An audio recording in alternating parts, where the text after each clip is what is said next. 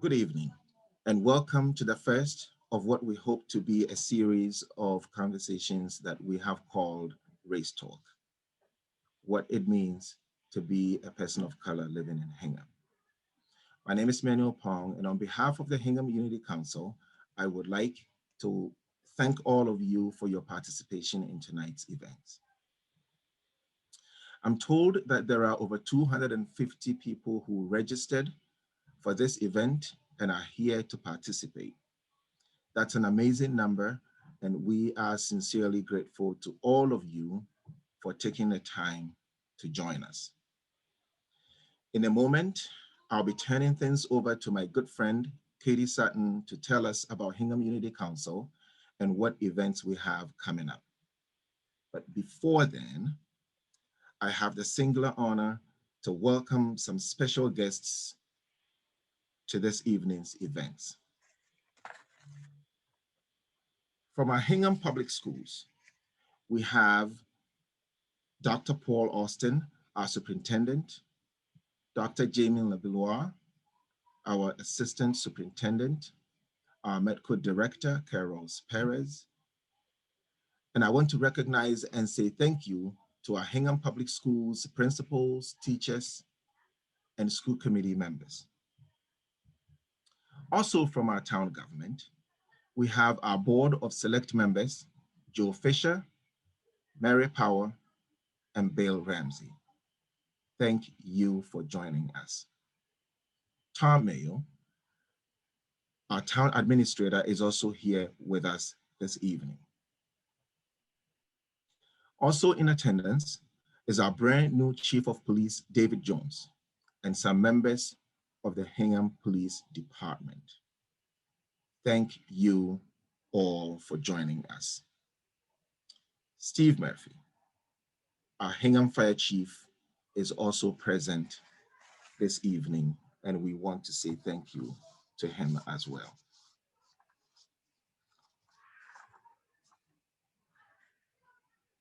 I also want to say a special thank you to our State Senator, Patrick O'Connor, and our State Rep, Joan Meschino. We know how valuable your time, voices, and ears are, so we thank you for coming. You two have provided an important listening ear to Hingham Unity Council, and we are grateful for that. Finally, I would like to say thank you and welcome to the members of the Interfaith Clergy. And to all of you who have joined us this evening, on behalf of the Hingham Unity Council, I would like to thank you for being here. I now will turn things over to Katie to talk to us about Hingham Unity Council and our upcoming events. Katie. Thank you, Manny. We wanted to start the night off by explaining a little bit about the background of the Hingham Unity Council, how we got started and what we're trying to do in our town. About a year and a half ago, a group of us were seeing some stuff on social media that we found a little bit troubling regarding like marginalized folks within our community. And we thought it would be really nice to create some opportunities for in-person dialogue about these difficult subjects. So what we did was we all went out and reached out to some of our networks and actually beyond our networks. We made an intentional effort to talk to some folks who were in different parts of the town and different viewpoints, and brought them over to the community center for a meeting in the fall of 2019, where we tried to listen and learn and identify some of the issues that seem to matter the most to people in our community. And since then, we've been trying to run some in-person programs, some forums, and other like opportunities to get us all together face-to-face, or unfortunately Zoom to Zoom in many cases due to COVID, but to really have some space for these conversations. We've also, as Manny alluded to, we've been working with our state and local government to try to identify some spaces and places and opportunities where we could maybe try to work on policies that are in place that are not encouraging diversity and inclusion in our community. And those are ongoing efforts that we're undertaking also with local South Shore communities, other towns, including Scituate, to which we'd like to credit the original Race Talk, and they helped provide a really nice sort of roadmap for us for tonight. So we want to thank them for that. Another thing we've done is we have some of our leadership set up a separate sister group called the Hingham Families of Color. And it's a great, right now it's a Facebook group, but they hope to someday meet in person. And it's people of color in our Hingham community, as well as their family members, are all welcome to this group. And the Hingham Unity Council hopes to have a close relationship with them so that we can use their perspectives as we formulate our programming going forward. So I put up this slide that kind of outlines some of the stuff coming up. I'm not going to go through it piece by piece. I do want to highlight the Black History timeline that has been our Black History Month project. We've been working with the Hingham Historical Society, Joe Collymore of Harbor Media, as well as a number of residents of Hingham to put together this sort of dynamic timeline on our website that highlights the rich history of Black members of the Hingham community. And we have definitely only tapped the surface of this project, and we're going to be welcoming more information and input from community members on this. It's really quite interesting, and every day we find out more, and we can't wait to add to it. So if you're interested in helping with that, please reach out. But more than anything, again, the whole purpose of the Unity Council is to create space for opportunities to have respectful, open conversations about difficult issues. These are tough things to talk about. They can be really uncomfortable, but what we want to do is create opportunities to come, ask questions, share, learn, and discover, and not be worried that if you make a mistake, you're not going to be invited back. If you're curious and you want to learn, we want you at the table. We want you to come talk to us. And so we're super, super psyched that you made the time and you prioritize being here tonight. I think this is just a really great step for our community. And we're really grateful that you've all come. So please keep coming back. And finally, I just have to say to our wonderful panelists, Sonia, Mark, and of course, Manny, thank you so very much for being here tonight. This is a really selfless and courageous thing you're doing for our community, and we are all better for it. And so we're very grateful that you've come here tonight to talk to us and to answer our questions and share with us. And without further ado, I think I would like to turn this back to Manny. Thank you. Thank you. Thank you very much, Katie, for everything you do for the Hingham Unity Council and for our town. So before we get into it, let me just go over just how this evening is going to play out. We're going to just go through the introductory part, and then in a moment we'll be speaking about the norms and what space that we're in for this evening's event.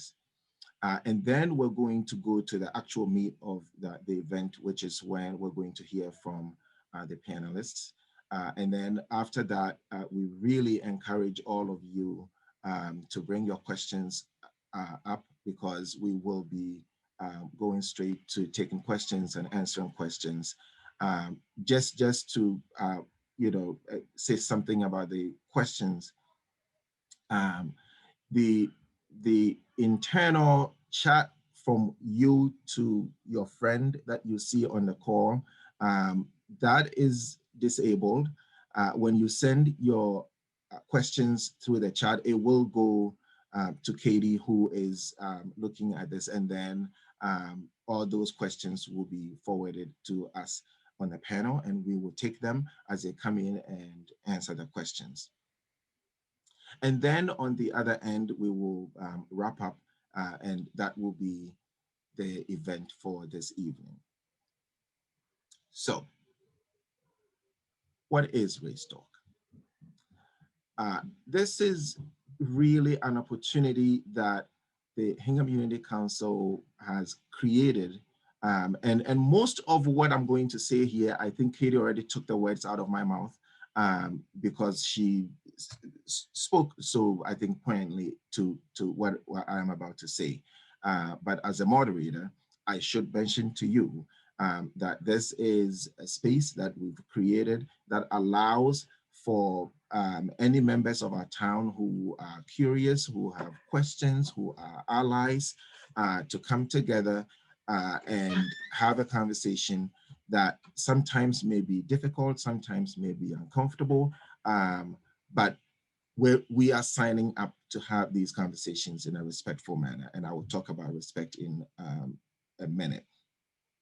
Also, I should mention that in the future, Hingham Unity Council plans to introduce other panels, and we are looking forward to having conversations that feature other marginalized persons in our community, such as the LGBTQIA+ community.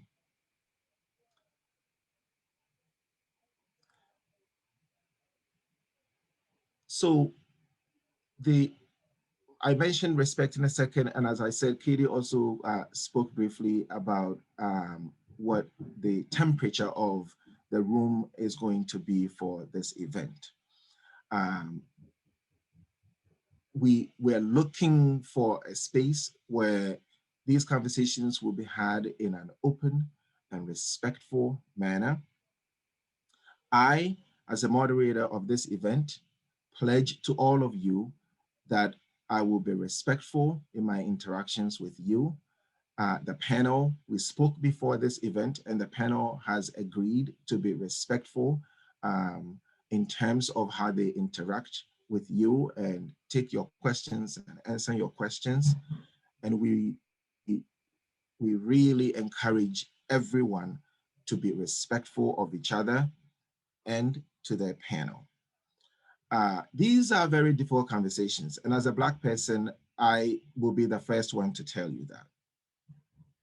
I have also spoken to many of our white allies, and these are not easy conversations for anybody. But we cannot make progress if we don't have these conversations.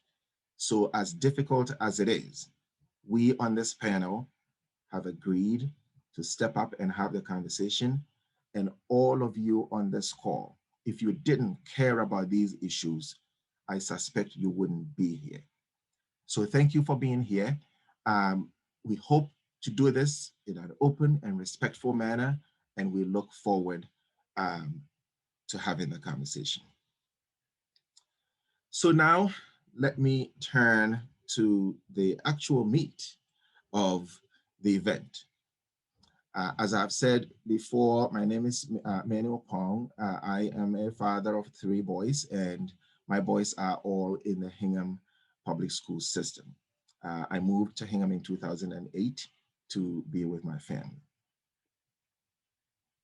Sonia Fairhurst on this panel is actually unique because Sonia is the only one out of the 3 of us that grew up in this town. She's a mother of 4, and we are so grateful for the perspective that Sonia is going to bring to the conversation. Mark is a father of 3, and Mark moved to the town of Hingham in 2011. Mark also has a really unique perspective to these conversations, and I really look forward to joining him answer these questions that will come up.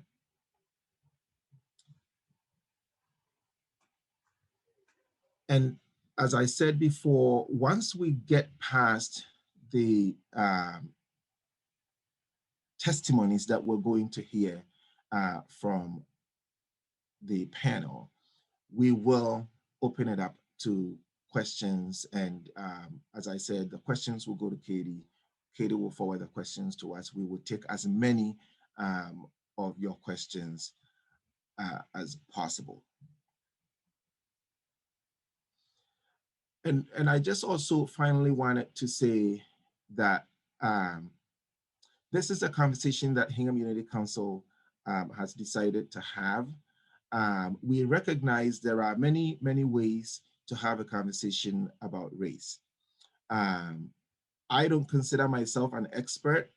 All I have is my personal experiences, and those, are the ones that all three of us are going to represent during this event. There are many conversations that people have. People have different definitions of race. This panel is really going to focus on our personal experiences, and that's the evidence that we will be speaking to this evening. We are happy to take questions about the evidence that we're going to be speaking to, but that's all we have. And we hope that these conversations will trigger the kinds of questions that maybe you have that have not been answered for you, and we will do our best to answer those questions. In 2006, we were looking to buy a home in a town not too far from Hingham. And, we put together all the paperwork and everything was great. And we were really excited when we saw this one place. After going through the first time home buyer thing, this and that, we went through all of that. And then we seemed to hit a snag. The real estate person wasn't really being clear with us. But the person that was selling the home to us came forward and shared with us that he was having a lot of difficulties with the neighbors because they were concerned about him selling the house to a Black person. We eventually, after a long time, one neighbor, and this is why this is a piece of the story that I really wanted to share with you in terms of how to be an ally. One of the neighbors decided that instead of continuing to fight it, he would try to meet me and see the person that I was. This gentleman was a retired police officer for the town and a very well-respected person. He found me, he sat down with me for 2 hours. He talked to me about myself, my family, where I came from. And he said to me, "I think you're a good guy. I think I'll go and talk to them." He did. He went and he talked to the neighbors, and ultimately we were able to buy the home. But that wasn't the end of the story. His daughter, who it appears hadn't gotten the memo from the father, never really liked us being in the home. And if I came home from work late, she would call the police and say there's a strange person in the neighborhood. I remember, this is one thing that I will share with you because that's part of what triggered me moving to Hingham, that it was my bachelor's day. And I was excited about getting married the next day, and we had a little party in the house, and 5 times she called the police to come to the house. And each time she said she had seen a strange person coming in, and it turned out that it was one more Black person that was coming to my house. That incident really, I think, got to me. And so I decided to move out of that town and move to Hingham. When I first moved to Hingham, I decided, because of my experiences in the other town, that that was it. I was going to be seclusive and stay in my little corner, not bother anybody and not talk to anybody. And I did that successfully for a few years until I had kids. My kids went to school, and then I couldn't really hide anymore.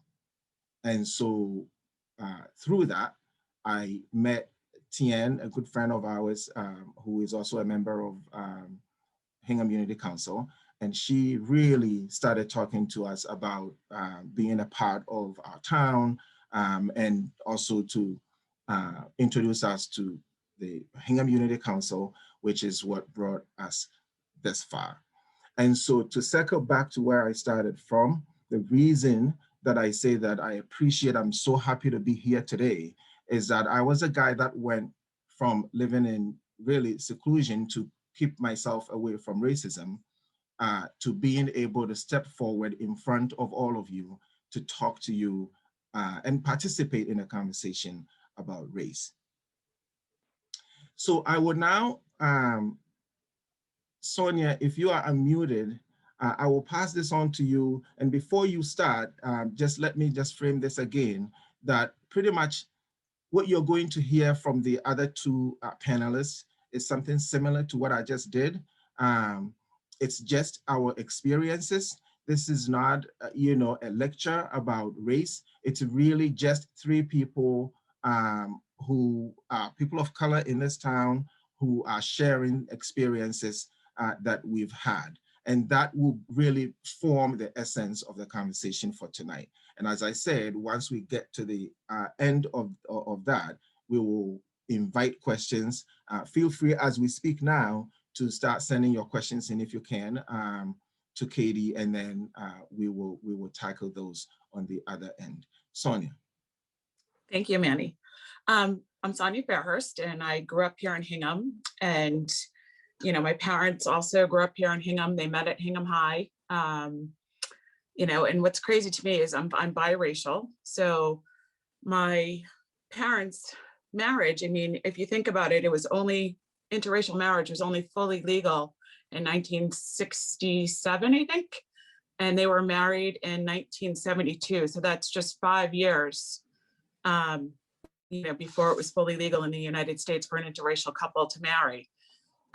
So growing up here in Hingham, my dad had grown up here, and a lot of people know the Fairhurst family and the Fairhurst name. So when I got to high school, some of the teachers that my dad had now had his daughter as a student. So it wasn't so hard. But there were kids who would ask me, "What are you?" And I'd say, "What do you mean? What am I?" "Well, what are you?" And I'd say, "Well, I'm biracial." And they're like, "Yeah, what?" And it always kind of bothered me in school. And I always, I realized later on in life that, depending on who I was talking to, was how I would frame my answer. So if I was talking to a white person who asked me, "Well, what are you?" I'd always start off, "Well, my mom's white." And if I was talking to a Black person or a person of color, I would start off with, "Oh, my dad's Black." Because I always felt like it was just more comfortable for them if I started off that way. I remember, in probably elementary school, I think I was in 6th grade, somebody had moved here from another town. Like Hingham had always felt very safe to me. Everybody knew my family, both sides. So I always felt very safe and secure. And we had somebody who moved in from another town, and we had a little altercation at the bus stop, and she called me the N-word. And that was probably the first time I had ever had it directed at me. And I reacted. I mean, it made me angry, and I reacted and I hit her. We both ended up getting into trouble. And the school was going to suspend me for a week, and she was going to get a detention. My parents thought that was very unfair. And it got to the point where my dad had to call the superintendent of schools and say, if this isn't handled properly, I'm going to get an attorney involved. And then it ended up, both of us ended up with just detention. But it was a scary time, because it was like, that was the first time for me those insults had ever been directed towards me. I have 4 kids that went to Hingham schools, and it was probably about 3 years now, my daughter was taking the bus home, and she was called the N-word. by a younger student on the bus. And she said, well, you can't call me that. You can get in trouble for calling me that. And he goes, no, I can't, because you're not Black. And she's like, I am. And, you know, my kids are multiracial. I mean, they've got a little bit of everything. Their father's Lebanese. So she's like, you can't call me that. You can get in trouble for that. And she explained to him that she was Black. And then we live in Thaxter Park. And so when we pulled up to the house, he then decided, well, if I can't call you the N-word, then I'm going to call you white trash. So we kind of had to address that. And that was a tough one for us. You know, she was upset by the comments made, and the school, their reaction to it was, it's the last day of summer school. This happened during the summer program. There's nothing much we can do. We can't punish him. It's the last day of class. It's kind of, you know, we'll talk to the parents, we'll talk to the student, and that was about all that was done. My son, when he was at the high school, he used to wear his hair in a giant afro. And, you know, it was quite a look.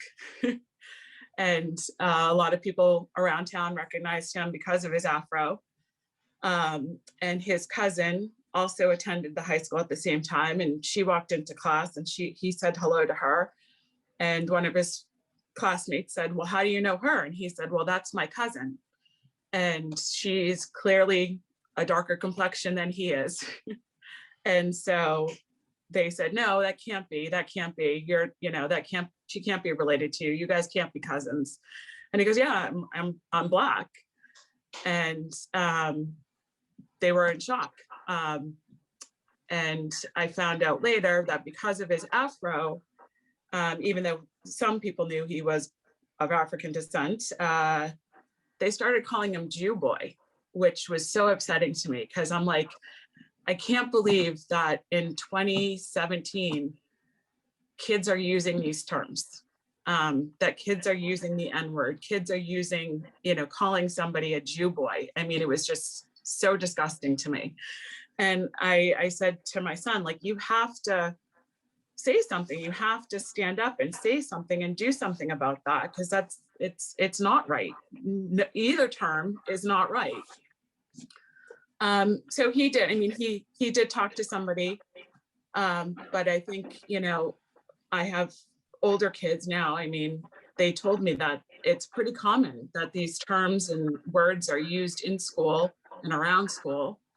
And as a parent, that was very upsetting that it happened to me when I was in 6th grade, and that these terms are still being used and flung around the schools is upsetting.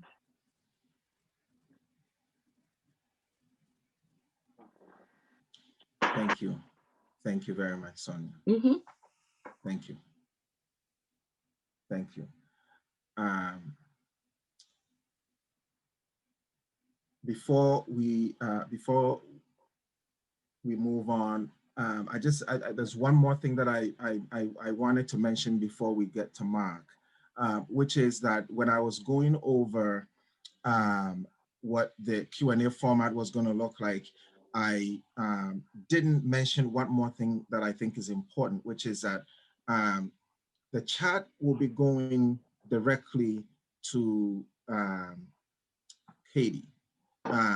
So if you're thinking about, you know, chats between participants, if you're looking to send somebody on the side and ask questions or make comments, those have been disabled. So if you're finding that you know, that's not working, that is the reason, because we really want the chat to be used to send questions that we would then include in this event. And just one more thing. I'm not sure, Katie, you can chime in on this one. I believe that the plan from the beginning was that we were going to try to record this just so that in the future, we would be able to go back and take a look at it. And, you know, if anybody missed it and wanted to take a look at it, there would be an opportunity for them to go to the Hingham Unity Council website and be able to see it. Is that correct? Yeah, that's correct. Happily, I only started recording after I spoke by mistake. So it starts with you, but that's fine with me. Okay. But yes, it's being recorded. Okay. All right.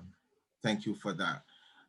So now I will turn it over to Mark, who will also share with us his experience. Thank you, Manny. So I definitely have not lived here as long as Sonia has. I have a timeline that's more similar to Manny's. But we moved here as a family in 2011, last day of 2011. And just for context, I grew up in the South Shore, grew up in Brockton, Massachusetts. Lived here all my life, went to college here, law school, business school, everything kind of in Boston or the Boston area. So I was very familiar with Boston and kind of the temperament in the city. But we decided to move to Hingham. We were looking for a bigger house. My mother was going to move with me. We just had our third child. Moved in at the end of, like I said, 2011. Also by background, just growing up in the area, I had been continuously dealing with issues of race, particularly profiling. And so knowing that I was coming from one demographic to another demographic, I was prepared to kind of get stopped. So first 3 months of living here, I just knew at some point I was going to get stopped and asked if I belonged in the community. The way I got stopped was a little bit was different than what I expected. I actually went to a school event for my oldest child at South School, parked on the street, and then went to the event. To add a little bit more context, my wife actually taught at South School for a long period of time. And one of the things she told me was, you don't want to park on Street X. Street X is where a lot of people park because during the school events, you don't want to block that street. So just park far away. So I ended up parking a little further away on, let's just call it Street Y.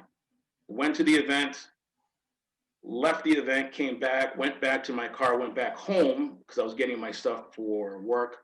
I planned to go to work later that day, but I wanted to take the morning off just so I could go to that event.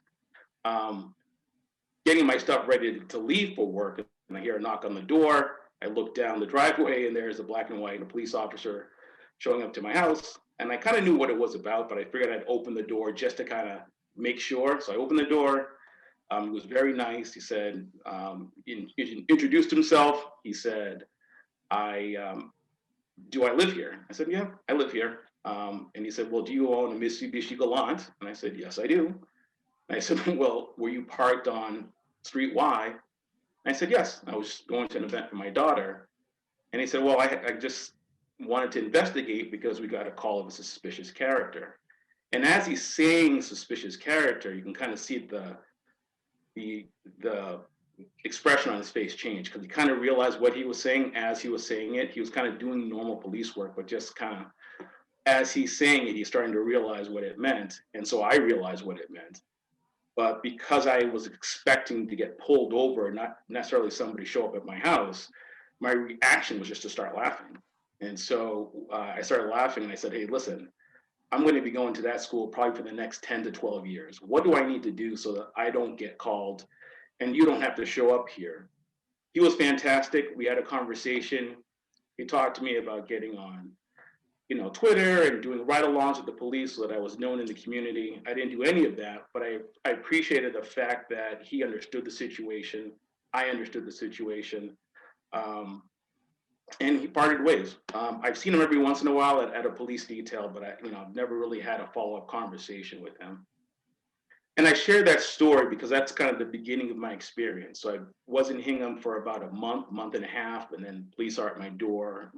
I saw my neighbors kind of walking down the street, and I thought, here's my first introduction to the community. And so that was kind of the rocky start. But since then, I moved into an incredible community. I live in South Hingham in a community called Farm Hills. I can't say enough about it. There's not a day that I don't go by that I talk to one of my neighbors, have a great conversation. Neighborhood's incredibly social. I still keep in contact with a lot of people through Facebook. And since I have Facebook friends, two of the things they always say, my kids are getting big, and they're incredibly, I live in an incredible community, and they want to know how they can join that community because there's always something that I post on Facebook about our interactions, whether it be a block party or Halloween party or Easter egg hunt or what have you. So I'm blessed to be in the community that I'm in, but I share that story because I kind of had the same experience as Manny, where your natural tendency is to have your guard up. And then over time, you get to meet the people in the community and you realize kind of the full breadth of the community. But I also bring it up because that incident is a microcosm of kind of what it's like to live in a community like Hingham. There's the good. The good is that the police officer and I, had a mutual awareness at the time. He didn't escalate the situation. I didn't escalate the situation. He understood what was going on and decided to kind of back off and it didn't press the issue.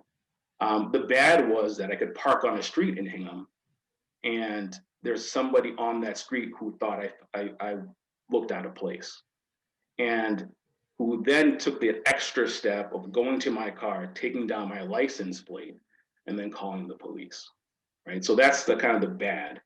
The other bad part of that is somebody in dispatch then kind of got that information, then followed up and actually went to my house to figure out, what the story was. So the irony of that is that I'm a Hingham person, newly moved to the town, living in Hingham, on a Hingham street, going to an event not that far away at a Hingham school. So shouldn't be really strange, shouldn't require a follow-up. And because I kind of was aware of the situation, I'm moving from a town with one demographic to a town with a different demographic. I'd already prepared myself. I already had my license updated, my registration updated, my insurance information updated. So I knew at some point when I was stopped, at least I would have the documentation to show that I lived here. And so that person kind of took that extra step to kind of come out of their house and read my license plate, relay it to the police. The police took the extra step to actually investigate it. And I kind of think that's kind of the bad of the situation. The ugly of the situation in my mind is the fact that that ends up becoming a stain on a really good community. So I've lived here for the past 10 years. I've loved the community. But when I talk to friends who are people of color and they say, how is it like living in Hingham? I say, Hingham is great, but I have to talk about these incidents. That's just one of them, but that's emblematic. There's some good, there's definitely some bad, but there's some ugly. And as a community, when we try to, talk about recruiting different people to come live in the community, you really want to be able to say, this is the good. You really don't want to have to talk about some of the stories that Manny relayed or the stories that Sonia relayed, because it just makes it a tougher sell to get talented people to come live in your community or talented businesses to start in your community.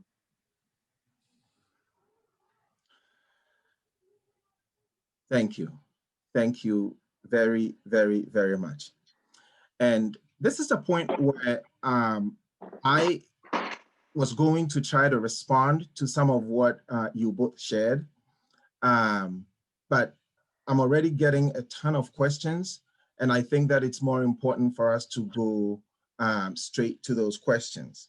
And Sonia, I will come to you first because I think you probably will be the best one to speak to the first question. And also because Mark touched on it, I think at the very end of sharing his experience. So here's a question. What would you say to a family of color if they came to you and asked, should I move to Hingham? I've actually been asked this question. I was on the playground with my kids and a woman of color was looking at homes in the area. And she said, what do you think? And I said, well, in my years here, I have experienced just one incident, within the town of Hingham. Outside of Hingham, there's been other incidents, but, overall, Hingham's been very good to me and my family and my kids. But it also, I think in a way, it creates a little bubble. Like I've always felt safe and welcomed here. But again, I've got a long family history here. So I would say, it's a lovely town with lovely people, and the odds are there that you may run into an incident or two, but you know, overall, the town is an amazing place to live and an amazing place to raise kids. Thank you.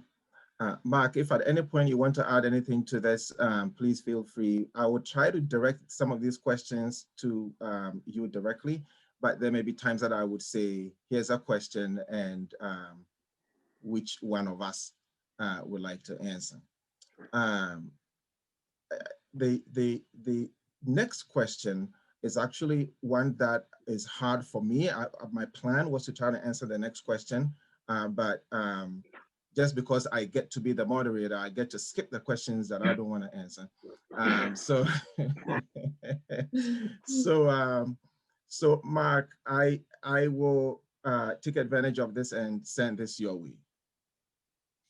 The question is, a colleague recently said he feels a comfort level when he sees the rainbow flag as a gay man, but there is no visual signal for Black, Indigenous, and people of color. And then it says, do the brown and black stripes that have been added to the rainbow flag provide a feeling of safety? Yeah, so that's a really good question. So there really isn't a symbol that reflects diversity per se. But I will say this, and this is not to get into a political discussion, is, you know, as a person of color, seeing the number of Black Lives Matter signs in Hingham, going to the rally that took place and seeing people who were interested in at least learning more about the topic was a comfort to me. So it's you know, I kind of relay the story of being identified on a street and then having somebody call the police department because they feel I'm out of place. So if anybody's been on Hingham yard sale, one of the common things that people do is say, well, I'm just going to leave whatever you purchased on my back step or on my doorstep. And so for me, having had that experience, I always am very cautious when I go into another neighborhood to pick something up. But I'll tell you this, mid-June, after kind of all those events had happened, particularly the death of George Floyd, you saw kind of an explosion of both BLM signs and rainbow signs. And the having to go pick up different things in different neighborhoods, pulling down that street and seeing the Philadelphia flag in particular, it gave me a sense of comfort. I just knew I was going to go to that street and I was going to pick up the item and not have to deal with somebody calling the police on me. So that extra flag, that Philadelphia version of the rainbow flag, it is, you know, as much as you're looking for signs in the community of acceptance, that is a really great sign. We have it flying at our house because I wanted to make sure that people understood, and so did my family in particular. They wanted to make sure that we showed that if you're looking for houses, you know, if you're looking for a sign of acceptance in the neighborhood, it'd be one of them. Wonderful. Unless Sonia wants to add anything to this, I have the next question, and that question was directed at you, Sonia, so I will do my due diligence and pass it over to you. In light of the story you just shared, would you find it beneficial if we had concrete, hold on, let me ask a question again. In light of the story you just shared, would you find it beneficial to have concrete language in the student and faculty handbook and concrete consequences for hate speech? Yes. Yes.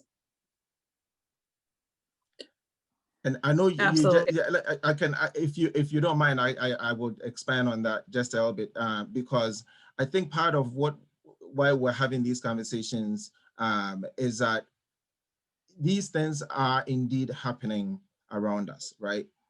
Even if you haven't seen it, even if you think it's on a smaller scale, a single one of these incidents is bad enough. And so as a community, if there's anything that we can do, especially with our young ones, to try to support them and us so that no other child would have to go through that, we would certainly appreciate that. And I'm sure that I'm speaking for every person of color in this town. Sonia, if you want to add anything to that, please go ahead. That was your question. Well, no, I agree. And I think it's not only for people of race. I mean, my other daughter left school because of bullying due to, you know, her support of the LGBTQ community. She was bullied to the point where she just stopped going. So I think it's not just race, it's sexual orientation and all of it. And the kind of words that are used by some students, you know, there has to be a consequence for those terms. And I think it does need to be laid out in the handbook. Wonderful, thank you. Mark, I'll come to you with the next question. What types of interventions would you like to see within the schools to improve the situation for those from marginalized groups so they would feel more comfortable? Yeah, that's a really good question. Well, the first one, I think Sonia touched upon it, is just consequences. So if something happens, there has to be a consequence. Otherwise, students don't take it seriously, and I don't think families take it seriously. So making sure there are concrete consequences in the student handbook, there's progressive discipline, and that it's enforced by everybody. So the superintendent, the principal, the teacher, all the specialists, so that at the very least we have a baseline where everybody understands there's a culture of respect. And then if you step outside of that culture, there'll be consequences. The other interventions, I think, are just being aware of being aware of the curriculum and understanding what opportunities there may be to review the curriculum, understand how it's presented, and making sure that it represents all the different cultures in the community. Wonderful. Thank you very much. Sonia, this questioner wants to follow up basically with you on the story you just shared with us. And so the question is, do you still tailor your responses to people's questions based on their race? If not, how long did it take you to be comfortable not doing that? And then it goes on to say, have you taught your children to do the same thing? It's funny because I don't think I was comfortable until I was well into my 30s, which is a long time, you know, but again, Hingham kind of created that little bubble. I grew up here, I still live here, raising my kids here. It kind of created that little bubble, that little safety zone for me. And it's oftentimes when I'm outside of Hingham that those things will come up. And it really probably wasn't till my mid 30s where I was finally like, people would ask me, well, what are you? And I wouldn't even answer them. Or, you know, I wouldn't even acknowledge that they asked me a question. Oftentimes I would just turn my back and walk away because I think it's one of those things. It's now like a trigger for me. Because that's not how you open a conversation with a person. So I have taught my kids, you know, to be proud of their heritage, who they are, and that those aren't questions you start a conversation with. I don't want them ever asking somebody, well, what are you? So yeah, it took me a long time, and you know, and it was definitely something I did, you know, for a lot of years.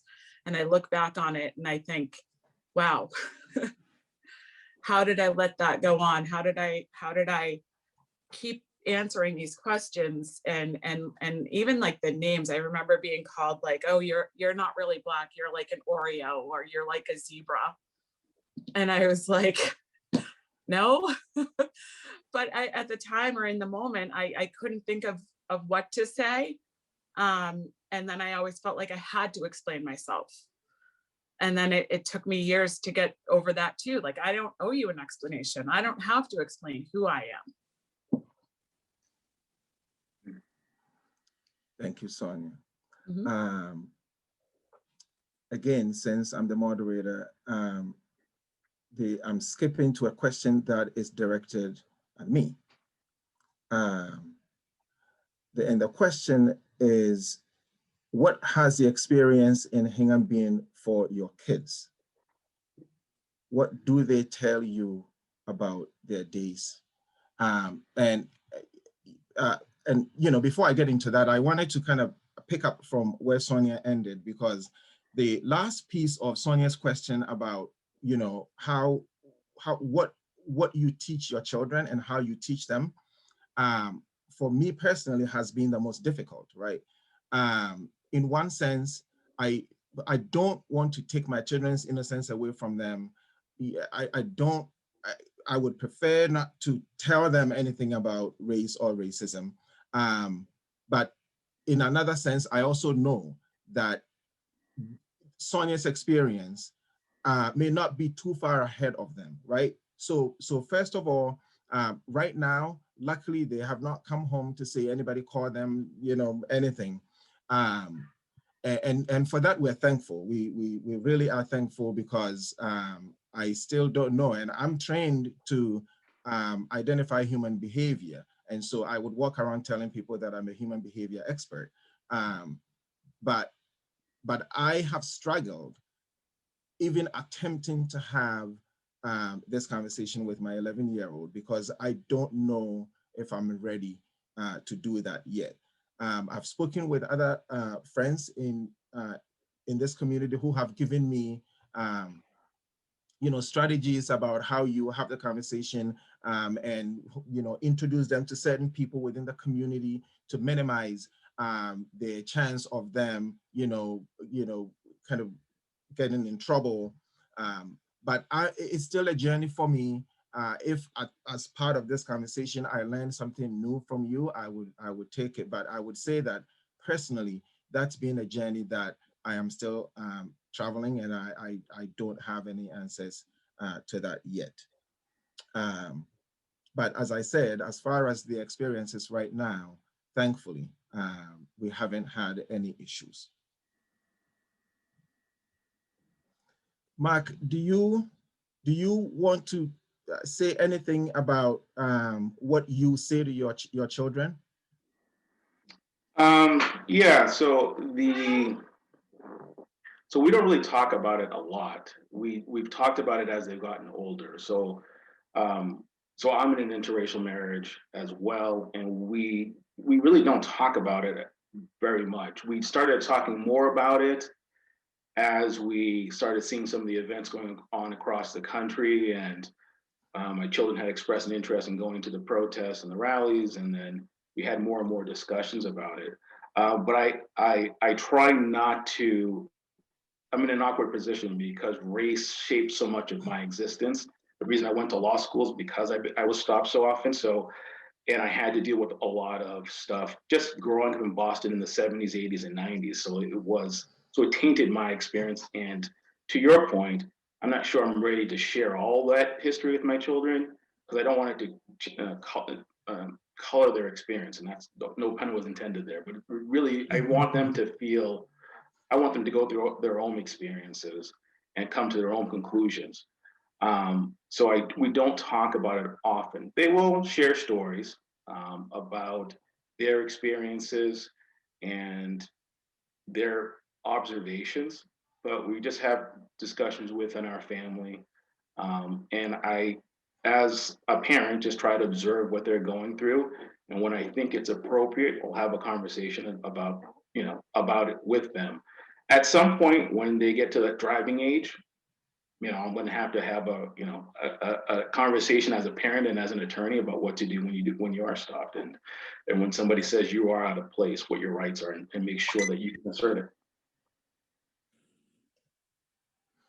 Thank you. Sonia, this question was actually addressed to you. And the question is, I will try to reframe this. So the question, I apologize if I'm not reading the question verbatim. I just want to frame it so that it will give you an opportunity to answer the question more generally, if you don't mind. Why do people of color choose to live in this town given the negative experiences? So yeah, the question was more specific to you, but I just think this is a question you can take on more broad. Yeah. Well, I mean, I grew up here. My father did too. He grew up on Ward Street. And so like, this is home. You know, I wanted to raise my kids here. I struggled. I'm a single mom of 4 kids. It's, you know, hard for me to afford to live here. You know, I lived with my parents for a lot of years and then received housing about 3 years ago. But this is my home. This is my community. You know, I went to high school here. All my kids went to school here. You know, and it's a beautiful town with lots of beautiful people. you know, I've been doing homeless outreach with another community member, and this town has been so generous and so giving. You know, and even when I was struggling, when my kids were at foster school, the community, again, you know, holidays, you know, they were always there when I needed help. So I mean, it's a great community, and I, you know, I fought to stay here and to remain living here because I love this town. Thank you. Thank you for answering that question. Mark, I'm going to throw the next question to you. It's one that I was tempted to answer, but I think it's more appropriate for me to turn this one over to you. Do you think that if the Hingham Public Schools had a director of equity and inclusion, it would encourage more families of color to come to Hingham?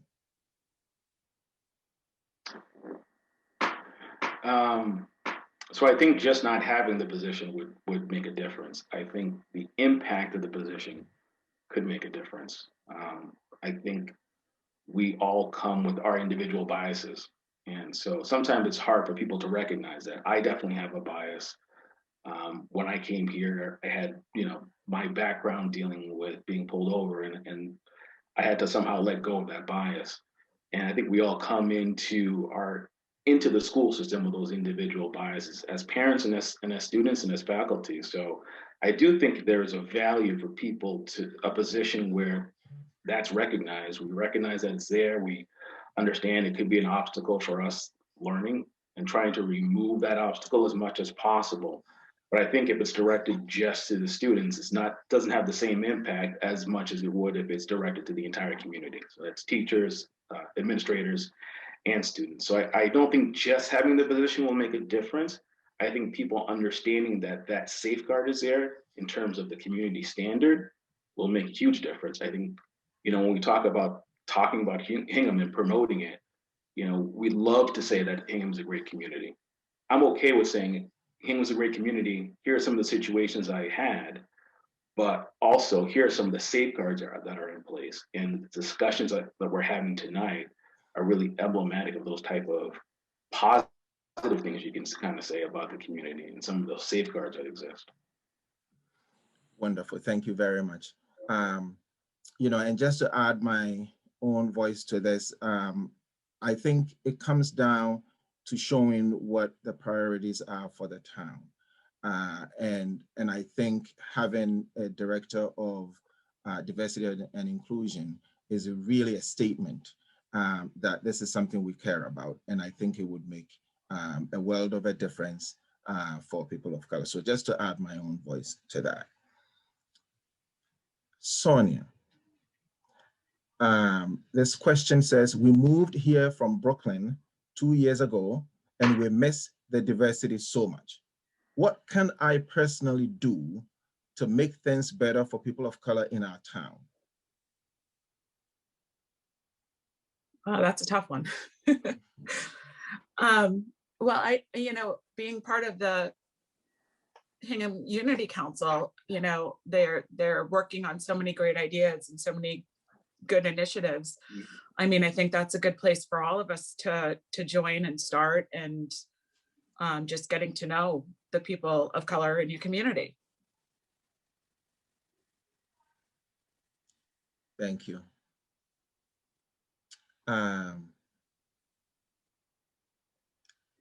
Again, I'm going to skip to a question, and I'll turn this over to you, Mark, although I do intend to add my voice to it when you're done. Can you talk about your children's experiences going to schools where the teachers do not look like them?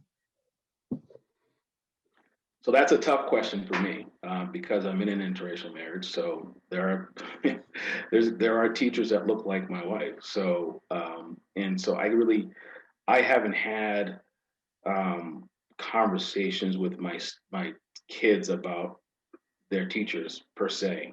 So for me, it's a tough question to ask. I will say this, just from my own personal experience. You can achieve something if you can kind of see it, and representation does matter.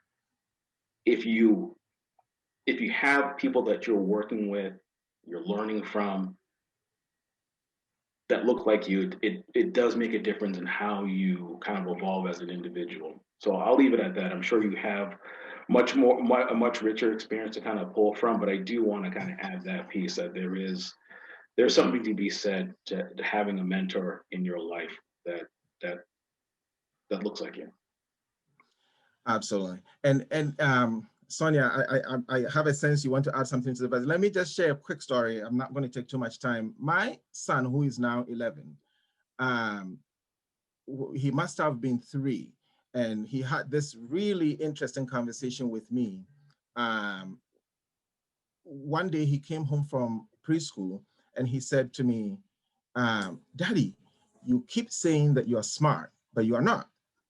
So I say, what do you mean? That is very smart. So then he goes on to say, well, no, only people who look like Miss Gale.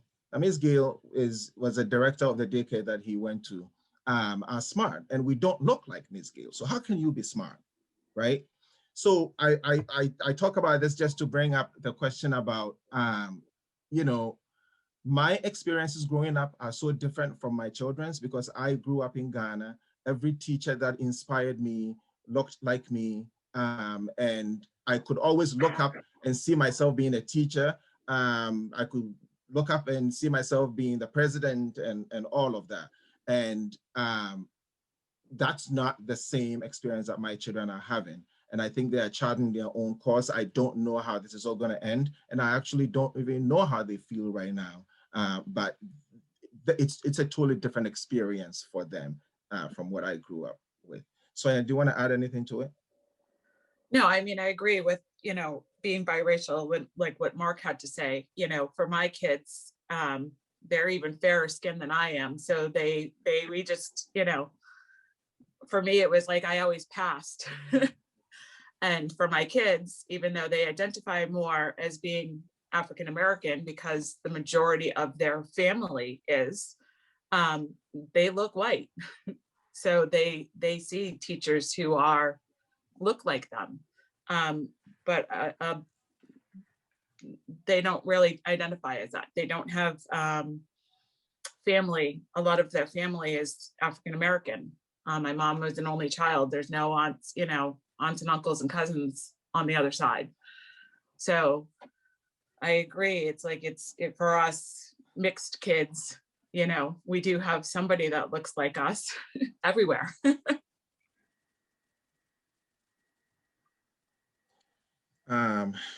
Mark, this is a tough question, so I am taking the liberty of giving it to you.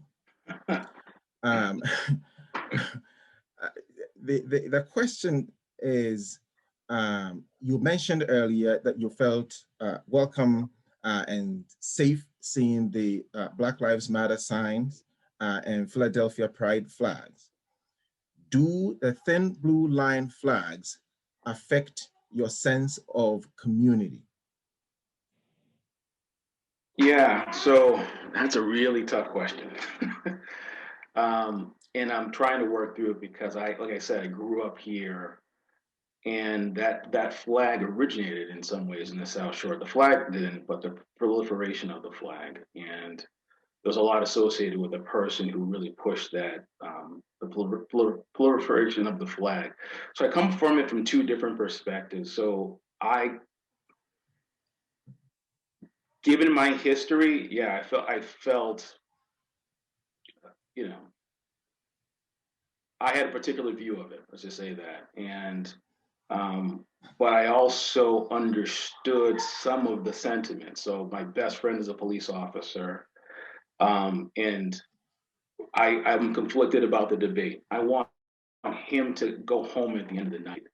I want to go home at the end of the night. So I know what their shared goals.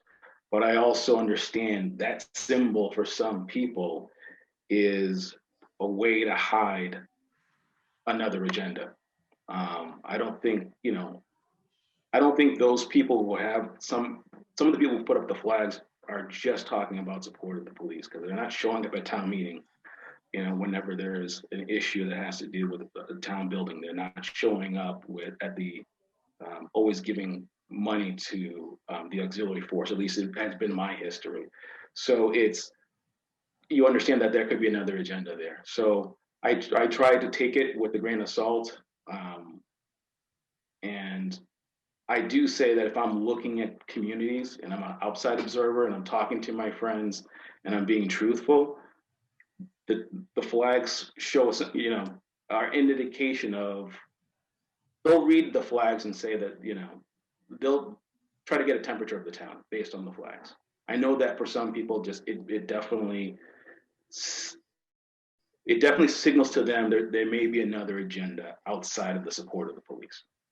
And when I saw the Philadelphia flag and I saw the Black Lives Matter flag, for me, at least, it resonated that there was an agenda that was at least pushing diversity in that town.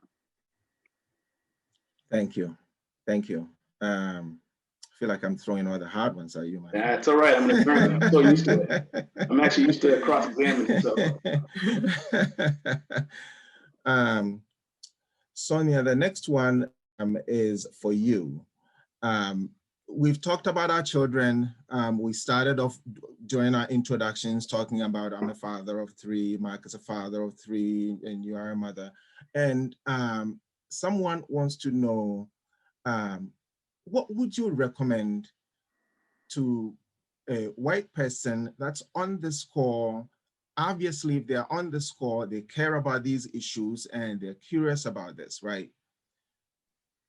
What would you recommend they go home and share with their child about these conversations? Well, I think it's important to have the conversations, when the kids are young. I spend a lot of time on like Facebook, and I remember when a lot of the BLM stuff was happening, I would read some comments, and it would be a little bit upsetting when people would say, like, I don't see color. And for me, it's like, you do see color. Like, my color is important to me. And that's what I've tried to teach my kids, that you don't want to be colorblind. Everybody has a uniqueness, and that's what we should be talking about and embracing and teaching our kids, that everybody is special and has these qualities and these appearances, and it's something that should be valued. In our house, we always talked about race because it comes up. I mean, my dad was followed through the Hanover Mall when he was with his grandkids because his grandkids are very white and he's a big Black man.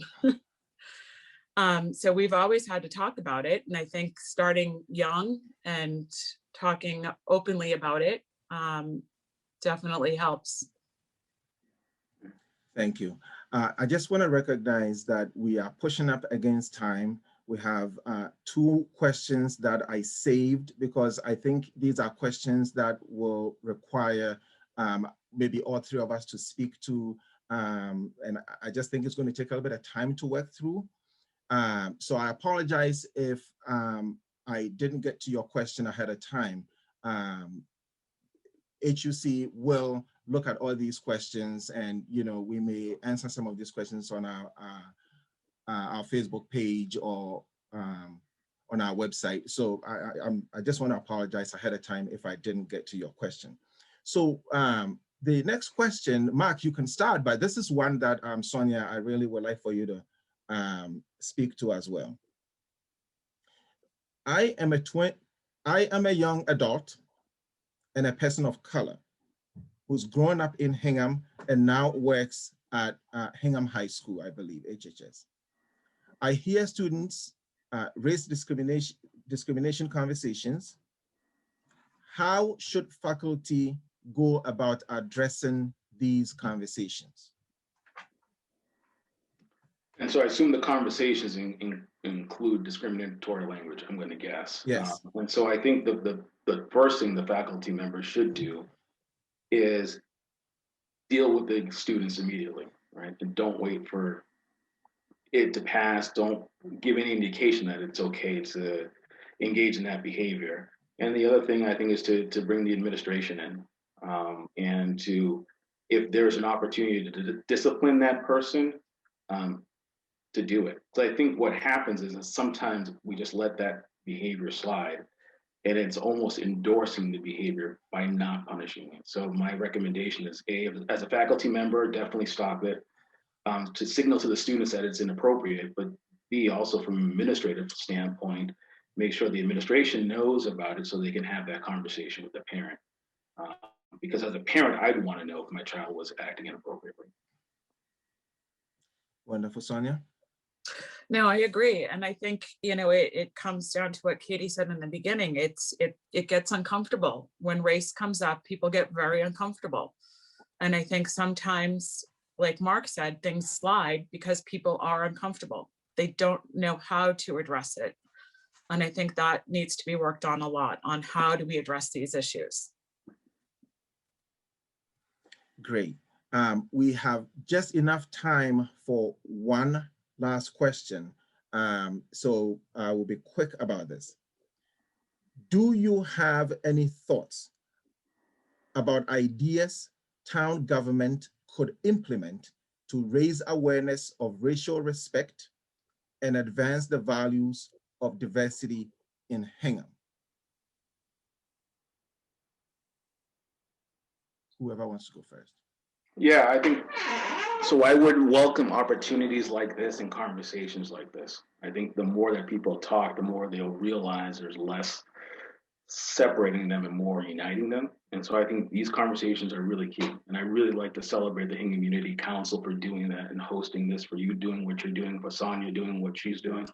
But I think those discussions are useful. And I think they can be viewed sometimes as just being ephemeral or flighty or touchy-feely, but they really do add value because it gives people a space to actually talk things out. And I'll use this as a reference point only because I mentioned it earlier. My best friend, who is a police officer, is white. I'm African American. We're like brothers. We talk. We love each other. I'm a godfather for one of his children. But when some of the incidents were happening last year, COVID was happening. So we never really had an opportunity to get together in a room and talk about it. We just talked about it through Facebook and through phone. But it's being able to get together and have those conversations face to face, I think really make a difference because you can really understand people's intent. So that's what I would encourage. Thank you.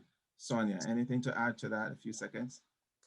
No, I agree with what Mark's saying. I mean, keeping communication open and just keep talking, keep talking, keep talking. Wonderful. So this concludes our event for this evening. First, I really would like to say thank you to you, Sonia, and thank you to you, Mark, for the bravery to come forward and be vulnerable in front of your family, your friends, and our town. I think that we know that this is all for the good of the town. and it is worth an hour of vulnerability. So I appreciate you taking the time to come out and do this. You know, our senator, our state rep, the board of select members, our school committee members, really, we really thank all of you for taking the time.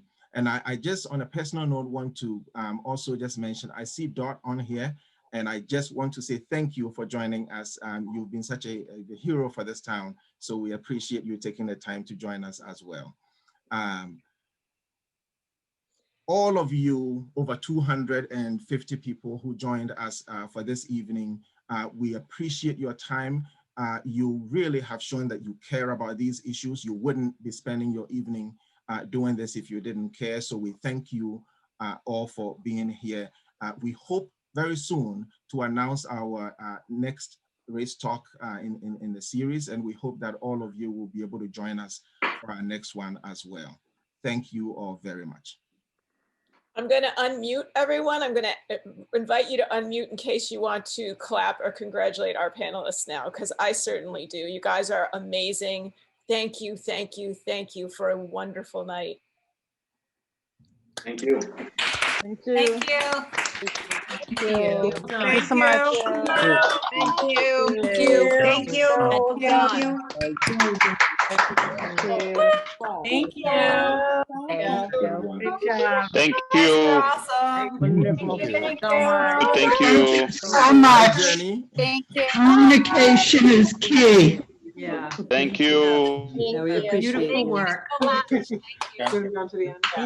night. Keep living for us. Thank you so much. Hi, Jenny. Daughter. Hi, Manny. Hello. Thank you, Manny. I appreciate it. Thank you. Good night. Thank you, Dr. Austin. Thank you. Thank all of you. You guys are amazing. Really appreciate it. Thanks for coming. Thank you so much. Thank you again. Really Thank well you. done. Thank you. Stay well. It was Thank you. an interesting group of people. It was fantastic. Thank you so much. Really appreciate it. Thanks. Katie, Well done. Thank you. let's see. Thank you, Manny. Thank I'm pretty sure I Thank saw. you. Nice to see you. Good to see you too. Thank you so much for an excellent program. You guys are fantastic. It was incredibly thoughtful. You're just wonderful. Thank you, Jen. Thank you very much. Mandy, this is yours. Come and get it. He can deliver it, Manny. You're right. You know, I could walk over, you know. Go deliver it. Viva Ghana. Ghana. Yes.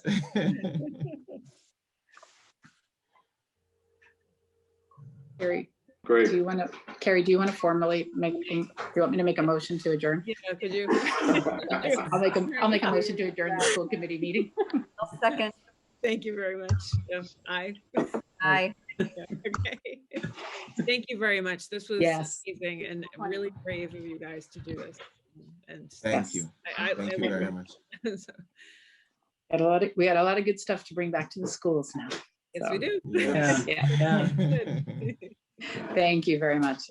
You guys. Thank you, guys. Thank you for your time. Good night. Thank you. Bye.